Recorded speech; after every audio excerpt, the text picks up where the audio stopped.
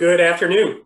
I am Kevin Gameley, Executive Vice President of the NBMDA, and I'm here with Tom O'Neill, our current volunteer president of the association.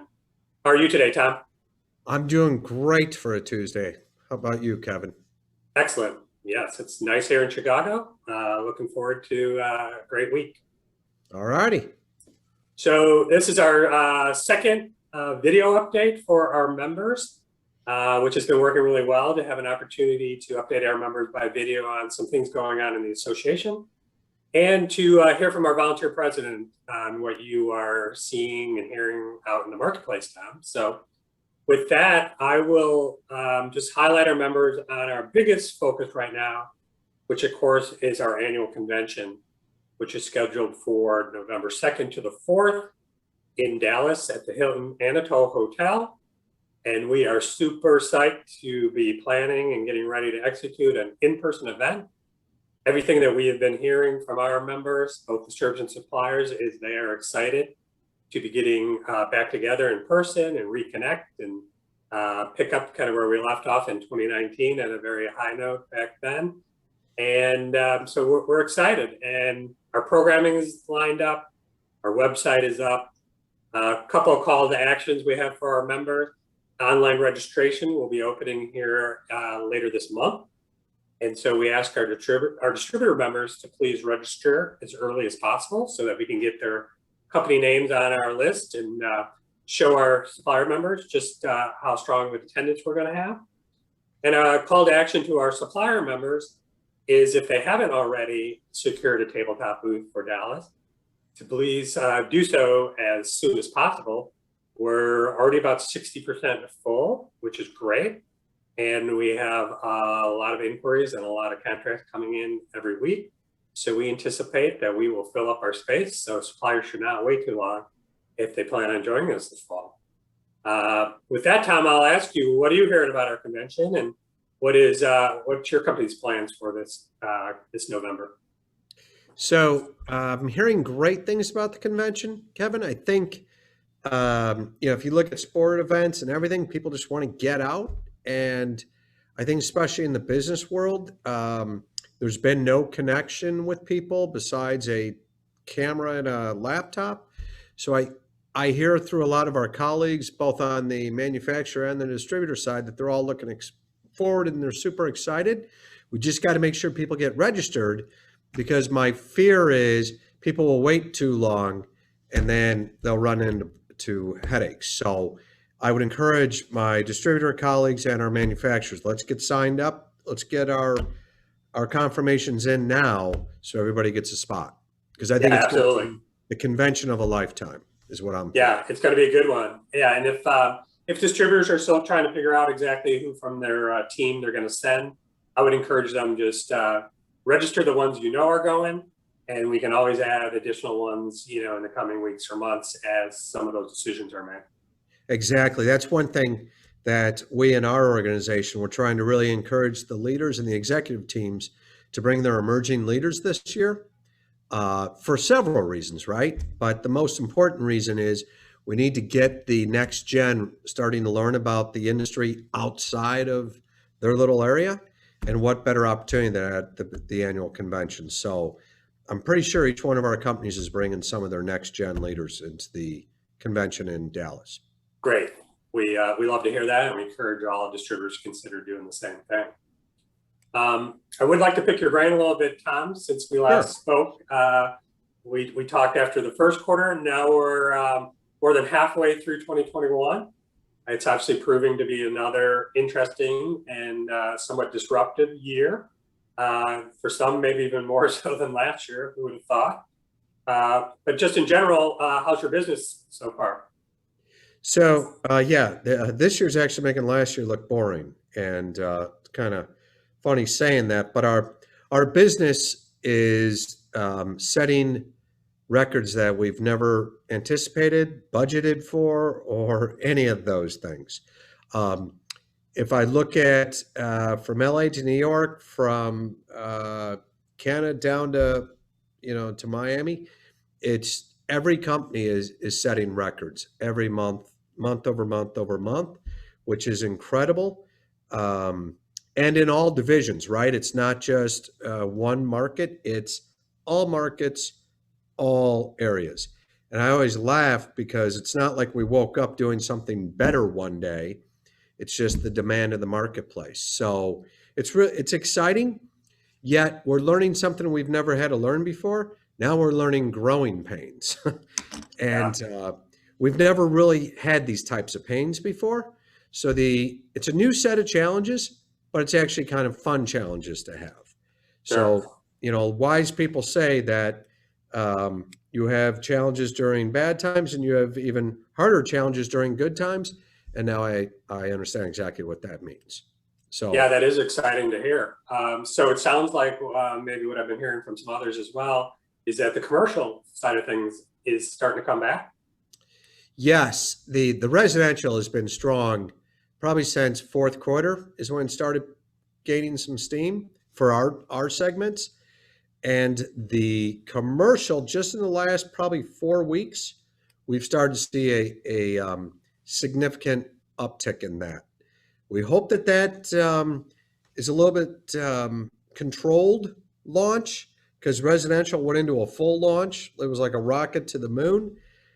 We just want to make sure that the commercial is a little bit paced because with all the supply chain issues, that's just going to make things very challenging for all the distributors and the manufacturers. So we just hope it's a little bit more paced out than what the Sure. residential boom was. Yeah. So speaking of supply chain disruption, we talk a lot about that after the first quarter.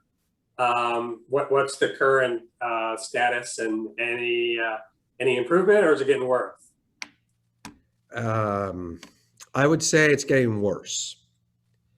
As a matter of fact, this morning I just had a meeting with two of the CEOs trying to take a look at our back order rate and our service degrees. Speaking for our companies, historically are in the 98 percentile area of on-time orders, and we're sitting in the low 90s, which has never happened to us in our history. The big problem is there's so much demand, the manufacturers just can't keep up with it. And it's becoming a bigger problem actually by the day across all different categories. Some categories are worse than others, but even in talking to some of my distributor colleagues out there, we're all feeling the exact same challenges. But I would have to say it has gotten worse than better. But we just all have to work together as a village and figure it out and just communicate constantly with our customers. Right. And it's become a full-time job for many of our expediters. I know there's a lot of different dynamics that play into that broad category of supply chain disruption, raw material supplies, labor, container shortages. Is there something specific that's really driving it in your world? So I would say in our world, it's the container shortage. We have products sitting there in factories all across the globe that have been sitting there for 7 weeks, 8 weeks. Now we have some manufacturers that are going to limited production, which I understand makes sense because if there's nowhere to put the product, you got to stop making it. So I would say it's the containers and the labor shortage. Those are the two biggest problems. Okay. And speaking of labor, from a distributor's perspective, how is the ability to retain and attract labor right now in your world, including warehouse people, truck drivers? So truck drivers historically have been our problem, right? All of us in the group, the association, have had that problem for probably the last 5 years. So the drivers are a problem, but now the bigger problem is your warehouse associates, even some of your internal staff. It's becoming a challenge because the COVID's kind of changed people's outlooks towards things, right? And so we have people that are changing their outlooks towards what they want to do with their careers. So that's a little bit of a problem. But in the warehouse, it's a gigantic problem because we can't find skilled labor. And I would say from LA to New York, we have over 300 open warehouse positions, and we've never had that. But the bigger problem is the people that you do have, you got to be careful that you don't let them overwork themselves, because then you get burnout. So it's a very delicate situation, and your operations folks, your warehouse management and leadership have to be really good at a balance, and make sure you let people take time off, because there's a lot of work to be done by very few people, but we got to make sure we keep a balance in there. But it's a problem, Kevin. I hope maybe it'll improve over the next 60 days is kind of my hope and dream, but we have to plan that it won't, and we have to get creative in how we recruit. You have Amazon offering $1,000 to warehouse workers. You have McDonald's offering iPhones after 6 months. In our business, we've never had to do stuff like that. I'm talking us in building materials. So we're going to have to get really creative and think of new ways to attract some of these skilled laborers. Sure. Okay. Speaking of our manufacturer supplier members, with all the pressures and the lack of product, what's your view of kind of the current state of distributor manufacturer relations, and what are you hearing from your supplier base? I feel bad for the suppliers. Honestly and truly, I do, because they are doing everything they can humanly possible to get the distributors the goods so the end user could get their product. And it's daily conversations, it's daily reports. So I would say the distributor manufacturer relationship's good. There is a little stress on it right now, right? And because nobody's winning, right? Everybody's is struggling with the same situation. So there's a little bit of tension there, but we have to stop and remember they're doing everything they can. And we as distributors, sometimes we're in the middle, right? We get the news from the manufacturer, and then we have to communicate to the end user. And so we get stuck in the middle. And I just remind all of our companies and to our colleagues out there in the distribution world, the manufacturers are doing everything they possibly can. And we just have to support them, be understanding, and we're going to get through this. It's like everything in life. We always come through it. We're just in a little bit of turbulence right now, but we'll eventually get to smooth air. Right.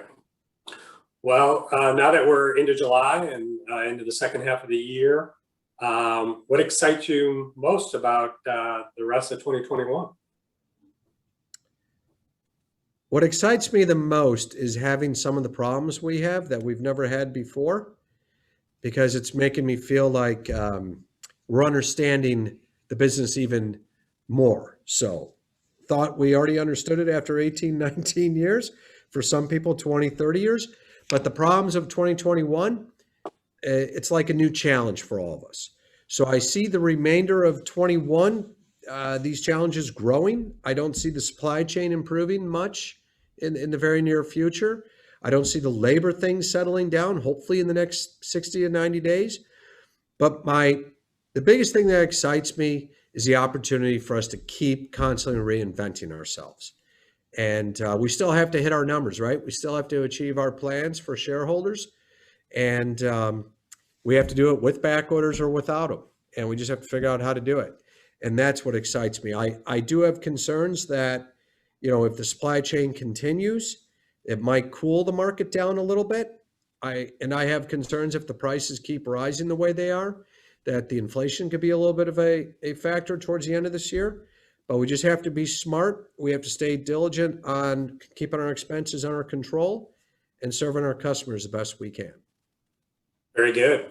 Well, Tom, I appreciate your time and your insights today, and look forward to reconnecting with you in September and see where we're at that point.